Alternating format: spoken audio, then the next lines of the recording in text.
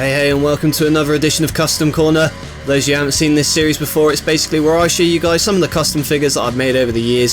Some I think are good, others not so much, but I'll let you lot be the judge of that. And I know a lot of people ask me how I make my customs, so this kind of acts as a guide, so to speak.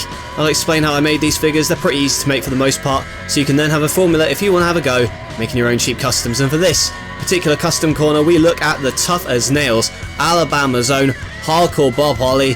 And I have no idea why or what it is about him, but I've just always been quite a fan of Bob Holly. Not so much Sparky Plug, but yeah, as a staple of the hardcore division in the Attitude Era, and had a surprisingly long run in the Fed. Found him to be quite entertaining as a no-nonsense ass kicker, for lack of a better term. So what I would say, I'd highly recommend his book, The Hardcore Truth. It's one of the first wrestling books I ever bought, and whether you agree with him on some points or not, it's a very interesting snapshot of WWE from the early 90s all the way through to the noughties and when he was released in 2008. It's a really good read in my opinion. It really covers a lot of ground, like Owen Hart's death, Chris Benoit's death, you know, the Attitude Era and him sort of getting his neck hurt and all of that. So it's a really good read. I recommend that book for you. And as you know, I used to use the Jack's Hardcore Harley for NLW, but as you can see, the head is looking pretty scratched off and scratched up from when I was a kid, but the head that I'm using is from that old figure.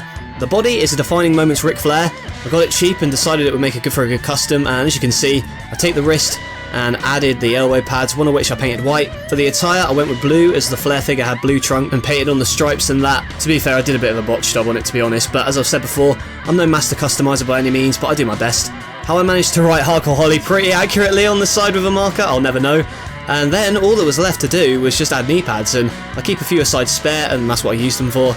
And then I painted the boots white, which turned out fairly well considering usually when I add white paint it doesn't work out well, which surprised me to be honest. But there you have it. Aside from the facial scuffs, which were unavoidable, quick custom to make, easy to make as well. The favourites I've done are usually the ones that I've used the Jack's head for. It means I can spend more time on the attire and the head is accurate. So yeah, solid custom. Maybe I'll bring it back into NLW in the future. So, now that custom is finished, how do you like me now? Because that's it for Hardcore Holly and Custom Corner today. Let me know if you enjoyed the video by hitting that like and subscribe buttons, and I'll catch you guys later.